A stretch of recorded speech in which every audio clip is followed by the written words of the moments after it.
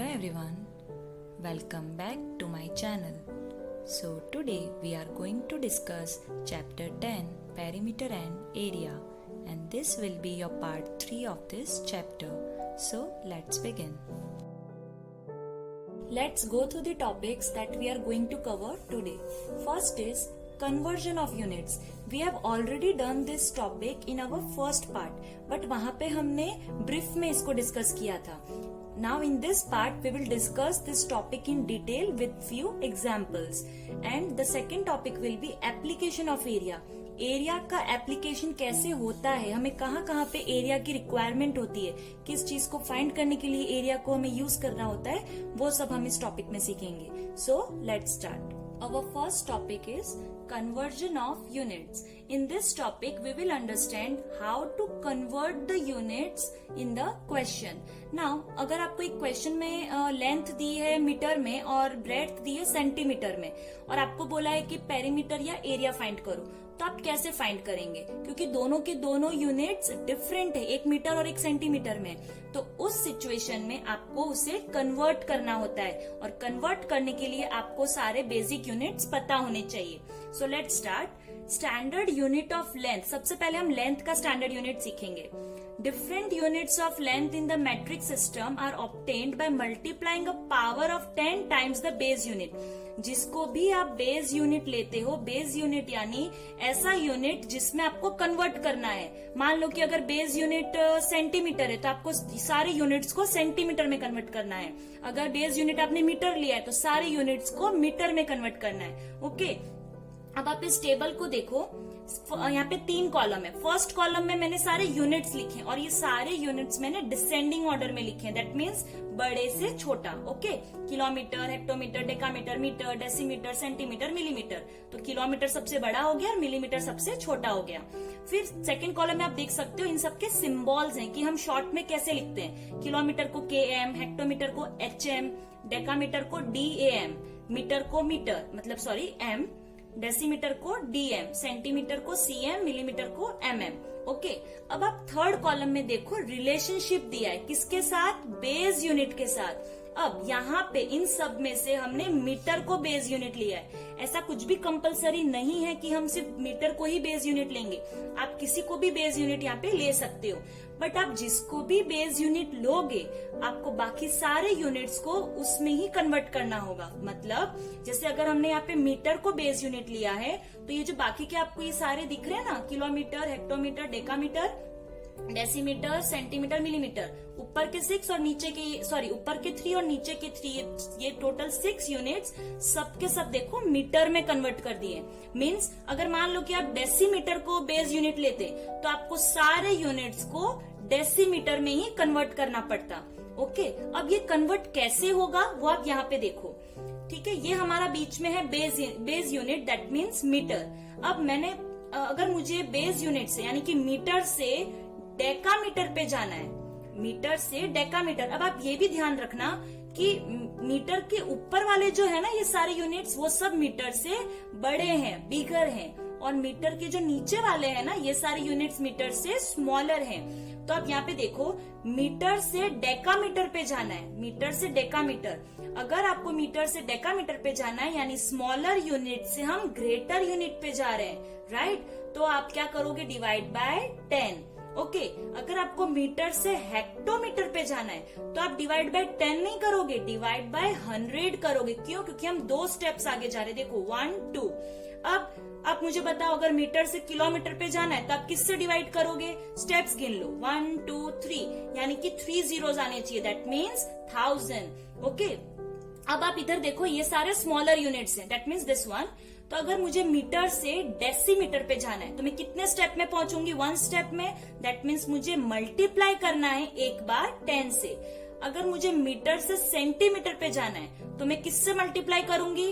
10 से नहीं, 100 से. क्यों 100 से? आप स्टेप्स गिनो, यहाँ से हमें यहाँ तक जाना है, तो कितना 1 फर्स्ट स्टेप सेकेंड स्टेप, मतलब 2 बार 10 आ गया, राइट। तो 100 से आपको मल्टीप्लाई करना होगा। अगर हमें मीटर से मिलीमीटर पे जाना है तो इसके बीच में कितने स्टेप्स हैं, 1 2 3, हम 3 स्टेप्स में मिलीमीटर पे पहुंचेंगे, दैट मीन्स 1000। ओके, तो जितने स्टेप्स होते हैं उसके अकॉर्डिंग आप 0 लगा दो, तो आपको पता चल जाएगा 10 है, 100 है या 1000 है। बस आप हमेशा ये याद रखना, जब भी मीटर से बड़े यूनिट पे जाओगे तो डिवाइड करना, और जब भी आप मीटर से स्मॉलर यूनिट पे जाओगे तो मल्टीप्लाई करना। अब यहाँ पे तो हमने बेस यूनिट मीटर लिया है, राइट। अगर मान लो कि हम डेसीमीटर को बेस यूनिट बना लेते, ओके, हम अब इसको बेस यूनिट बना रहे हैं। अब मुझे बताओ, अगर मुझे डेसीमीटर से किलोमीटर पे जाना है, डेसीमीटर से यहाँ पे आना है, तो मैं क्या करूंगी। अब आप देखो, हम डेसीमीटर से लेफ्ट साइड जा रहे हैं, यानी कि बिगर यूनिट्स। अब डेसीमीटर से ये सारे तो बड़े हो गए ना, तो अगर बड़े की तरफ जा रहे हैं तो हमें क्या करना होगा, डिवाइड। अब किलोमीटर तक पहुंचने के लिए किससे डिवाइड करूंगी, मुझे पहले स्टेप्स गिनने पड़ेंगे। सो देखो, यहाँ से यहाँ तक जाना है, तो 1 2 3 4, यानी कि 4 zeros किस में होते हैं, 10,000 में। तो आप डेसीमीटर को 10,000 से जब डिवाइड करोगे तब आप उस नंबर को किलोमीटर में कन्वर्ट कर दोगे। क्लियर। ऐसे ही आपको कोई भी यूनिट किसी से भी किस में भी कन्वर्ट करना हो, आप ये टेबल को याद कर लो। अगर हम लेफ्ट साइड जा रहे हैं यानी कि बिगर यूनिट्स की तरफ तो डिवाइड करना है, और राइट साइड यानी स्मॉलर यूनिट्स की तरफ जा रहे हैं तो मल्टीप्लाई करना है। और आप स्टेप्स गिन के आराम से बता सकते हो। एक और हम ट्राई कर लेते हैं, जैसे कि हेक्टोमीटर। मुझे हेक्टोमीटर से सेंटीमीटर पे जाना है। अब आप देखो, हेक्टोमीटर ये रहा, राइट। सेंटीमीटर कहाँ है, उसके राइट साइड में। तो राइट साइड जाने के लिए क्या करते हैं, मल्टीप्लाई। कितने स्टेप्स में, देखो यहाँ तो ऑलरेडी हो आप, ठीक है। अब स्टेप्स गिनो, 1 2 3 4, ये रहा सेंटीमीटर। तो 4 स्टेप्स यानी कि 4 zeros, दैट मीन्स 10,000। तो अब हेक्टोमीटर से, जो भी हेक्टोमीटर का नंबर होगा उसको आपको मल्टीप्लाई करना है 10,000 से, ओके, क्योंकि हम राइट साइड जा रहे हैं। कोई भी यूनिट को आपको कन्वर्ट करना, उस यूनिट से आप देख लो आपको लेफ्ट साइड जाना है कि right side. Okay, left side जाना है तो डिवाइड, राइट साइड जाना है तो मल्टीप्लाई। आई होप आपको ये सब समझ आ गया होगा। मैंने बहुत ही डिटेल में आपसे ये डिस्कस किया है। Clear. Now let's come to the next topic, standard unit of area. अब हमने लेंथ के तो स्टैंडर्ड यूनिट्स देख लिए, राइट। अब एरिया के स्टैंडर्ड यूनिट्स देखते हैं। एरिया के स्टैंडर्ड यूनिट्स समझने के लिए पहले हम बेसिक यूनिट समझ लेते हैं। जैसे कि हम सबको पता ही है, 1 किलोमीटर 1000 मीटर होता है, 1 metre equals to 100 centimetre, 1 centimetre equals to 10 millimetre, 1 decimetre equals to 10 centimetre. ठीक है, ये सारे यूनिट्स भी आप अगर इस टेबल से अगर देखो ना तो आपको समझ में आ जाएगा। नाउ अगर ऐसा हो कि 1 किलोमीटर स्क्वायर पूछा हो, आप प्लीज ध्यान देना, मैंने यहाँ पे ये लेंथ के यूनिट्स लिखे हैं, ठीक है, लेंथ पेरीमीटर आप कुछ भी बोल लो। अब यही अगर स्क्वायर में पूछा हो कि 1 किलोमीटर स्क्वायर, तो उसका कितना मीटर स्क्वायर होगा, ठीक है। तो 1 किलोमीटर स्क्वायर यानी किलोमीटर 2 टाइम्स मल्टीप्लाई हो रहा है। मैंने आपसे पहले भी कोई वीडियोस में डिस्कस किया था, जब भी ऊपर स्क्वायर होता है उसका मतलब 2 से मल्टीप्लाई नहीं कर रहे, उसका मतलब होता है हम 2 टाइम्स मल्टीप्लाई कर रहे हैं। सो किलोमीटर 2 बार मल्टीप्लाई हो रहा है, okay. 1 kilometre multiply by 1 kilometre, ठीक है। अब 1 किलोमीटर क्या होता है, 1000 मीटर। अगेन 1 किलोमीटर क्या होता है, 1000 मीटर। तो 1000 इंटू 1000, जब आप इसको मल्टीप्लाई करते हो तो आता है 10 lakhs। और मीटर मीटर 2 बार मल्टीप्लाई हो रहा है तो हम ऊपर स्क्वायर लगा देते हैं, ओके। ऐसे ही 1 मीटर स्क्वायर, अब देखो 1 मीटर इक्वल्स टू 100 सेंटीमीटर, तो 1 मीटर स्क्वायर आ जाए तो फिर 1 मीटर इंटू 1 मीटर, यानी कि 1 मीटर को जब आप 2 बार मल्टीप्लाई करते हो तब जाके 1 मीटर स्क्वायर बनता है। तो वही मैंने लिखा है 1 मीटर इंटू 1 मीटर। अब इसको आप आगे एक्सपांड करो कि 1 मीटर मतलब 100 सेंटीमीटर, 1 मीटर अगेन 100 सेंटीमीटर, तो 100 centimetre into 100 centimetre, that means 10,000 centimetre square, क्योंकि 2 बार सेंटीमीटर मल्टीप्लाई हो रहा है, ओके।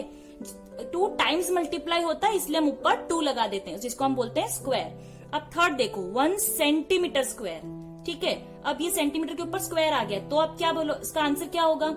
तो 1 सेंटीमीटर 2 बार मल्टीप्लाई हो रहा है, तो देखो मैंने 2 बार लिखा, 1 सेंटीमीटर इंटू 1 सेंटीमीटर। अब इसको और एक्सपांड करते हैं, 1 सेंटीमीटर का वैल्यू क्या होती है, 10 मिलीमीटर। अगेन 1 सेंटीमीटर की सेम वैल्यू 10 मिलीमीटर, मतलब इसकी वैल्यू यहाँ पे, इसकी वैल्यू यहाँ पे, ठीक है, दोनों की वैल्यू सेम ही है। सो 10 मिलीमीटर इंटू 10 मिलीमीटर, आप इसको मल्टीप्लाई करोगे, you will gate 100 millimetre square. Please यहाँ पे स्क्वायर लगाना, क्योंकि अब देखो 2 बार मिलीमीटर आ गया है, right. Now fourth one, 1 decimetre equals to 10 centimetre, तो 1 डेसीमीटर स्क्वायर आ जाए तो 1 डेसीमीटर इंटू 1 डेसीमीटर, इसका मतलब क्या हुआ कि ये 2 बार मल्टीप्लाई हो रहा है। अब इसी को हम एक्सपांड कर रहे हैं, 1 डेसीमीटर की जगह पे उसकी वैल्यू 10 सेंटीमीटर, 1 डेसीमीटर की अगेन उसकी वैल्यू 10 सेंटीमीटर। सो 10 इंटू 10 100, और सेंटीमीटर सेंटीमीटर 2 बार है तो सेंटीमीटर स्क्वायर। तो ऐसे आप एरिया के यूनिट्स बना सकते हो। नाउ एक और एक चीज है कि 1 hectare equals to 10,000 metre square. इसको आप ऐसा भी कह सकते हो कि area of a square of side होगी 100।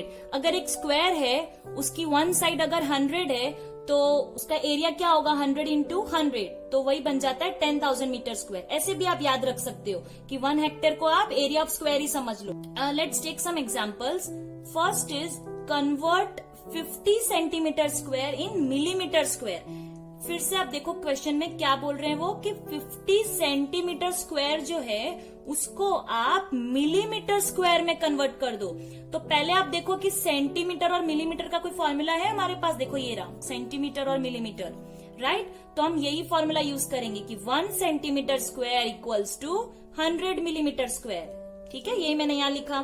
ठीक है, अब हमको क्वेश्चन में क्या गिवन है, 50 सेंटीमीटर स्क्वायर में है, तो मैंने देखो 50 यहाँ लिखा है, और ये हम यहाँ पे मैंने क्वेश्चन मार्क पुट कर दिया क्योंकि मुझे ये फाइंड करना है, राइट। नाउ जब भी हमें 1 यूनिट का आंसर गिवन होता है, ठीक है, तब हम करते हैं मल्टीप्लाई, या फिर आप ऐसे भी याद रख सकते हो, जैसे हमने यहाँ पे सीखा था सेंटीमीटर क्या है, मिलीमीटर से बड़ा, तो हम बड़े यूनिट से, बिगर यूनिट से स्मॉलर पे जा रहे हैं। तो जब भी हम बिगर यूनिट से स्मॉलर यानी राइट साइड जाते हैं, तब हम क्या करते हैं, multiply, right. So 50 into 100 5000 millimetre square. Easy.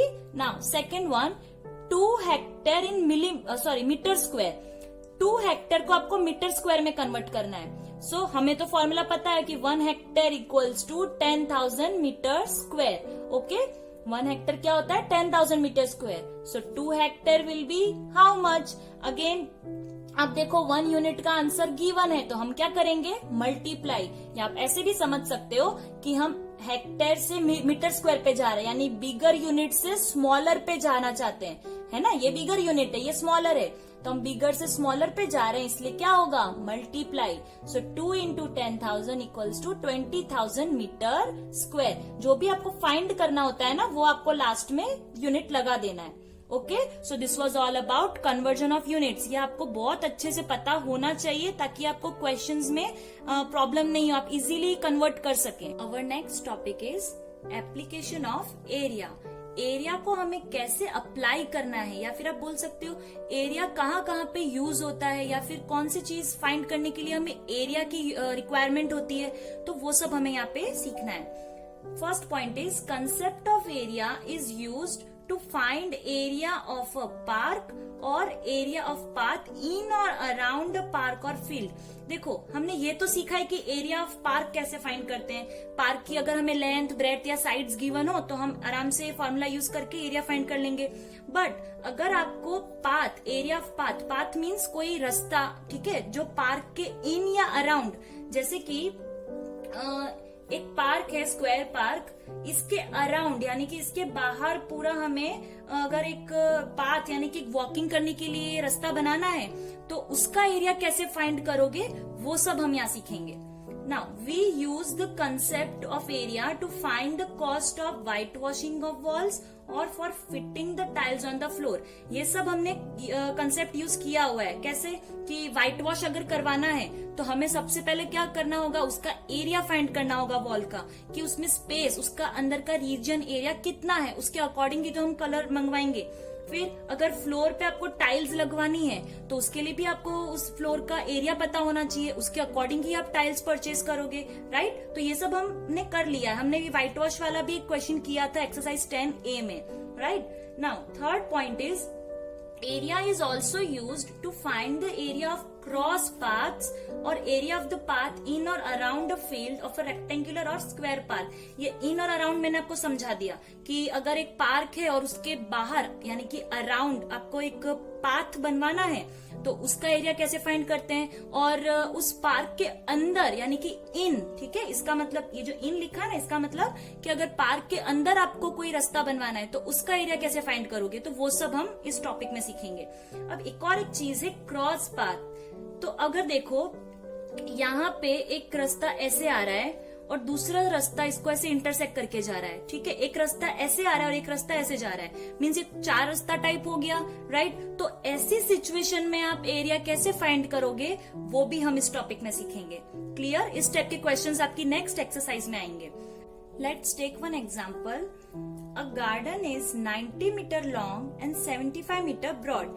एक गार्डन है, ठीक है, एक गार्डन है जिसकी length, that means this one is 90 metre, long means length, and 75 metre broad यानी कि ब्रेड्थ है 75 metre. Okay, a path 5 metre wide is to be built outside and around it. ये जो गार्डन है इसके बाहर यानी कि आउटसाइड एंड अराउंड, अराउंड मतलब कि चारों तरफ से ये गार्डन कवर हो जाए, ऐसे हमें एक रास्ता बनाना है, एक पाथ बनाना है, right. Find the area of the path. जब ये पाथ बन जाएगा तो उसका एरिया कितना होगा, and find the area of garden in hectares. और ये जो गार्डन है उसका एरिया में हेक्टेयर्स में फाइंड करना है। तो हम इस क्वेश्चन को स्टेप बाय स्टेप सॉल्व करते हैं। सबसे पहले हम एक प्रॉपर डायग्राम बना लेते हैं। इसमें आप देखो ये जो बीच में आपको ग्रीन कलर का रेक्टेंगल दिख रहा है ना, ये है हमारा गार्डन जिसको मैंने नेम दे दिया है EFGH। ओके, अब इस गार्डन की लेंथ कहां से होगी, ऑब्वियसली ये हमारा गार्डन है ना, तो यहां से लेके E पॉइंट से लेके F पॉइंट तक ये डिस्टेंस कितना है, 90 मीटर लेंथ है हमारी, और F पॉइंट से लेके G पॉइंट तक ये है ब्रेड्थ 75 मीटर। क्लियर?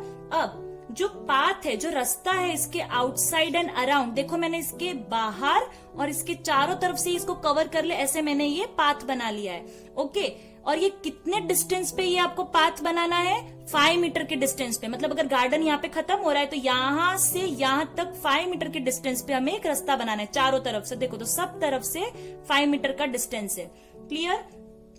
अब हमें इसका एरिया फाइंड करना है। सबसे पहले हम इनके डायमेंशंस लिख लेते हैं कि अब देखो ये जो अंदर वाला हमारा गार्डन है रेक्टेंगल, ये जो आपको दिख रहा है, इसके डायमेंशंस तो हमारे पास हैं। सो इनर रेक्टेंगल EFGH, अंदर वाला जो रेक्टेंगल है उसका नाम EFGH है और उसके डायमेंशंस क्या है, length is 90 metre that means EF, and breadth that means FG 75 metre. ये तो बहुत ही इजी है क्योंकि क्वेश्चन में ही गिवन है। अब ये जो बाहर का रेक्टेंगल है, जो हमने ये बाहर का पाथ बनाया, इसको हमने क्या नेम दिया, ABCD। तो इसकी लेंथ हम ले रहे हैं AB एंड ब्रेड्थ ले रहे हैं BC। अब AB लेंथ कहां से है, यहां से लेके यहां तक का हमको डिस्टेंस चाहिए, राइट। तो यहां से यहां तक का डिस्टेंस तो क्वेश्चन में तो नहीं है, राइट। तो हम कैसे फाइंड करेंगे, अब आप ध्यान से देखो, यहां से लेके यहां तक तो 90 मीटर है ना। अगर मैं इसको थोड़ा ऐसे एक्सटेंड कर लूं, मतलब देखो यहाँ ये और यहां से इतना, मतलब ये तो 90 मीटर है ना, अगर आप ऐसे कंपेयर करें तो। बट यहां से आप देखो तो ये एक्स्ट्रा पार्ट है, ये एक्स्ट्रा पार्ट क्या हो जाएगा, 5 मीटर, क्योंकि ये सब तो 5 मीटर के डिस्टेंस पे है।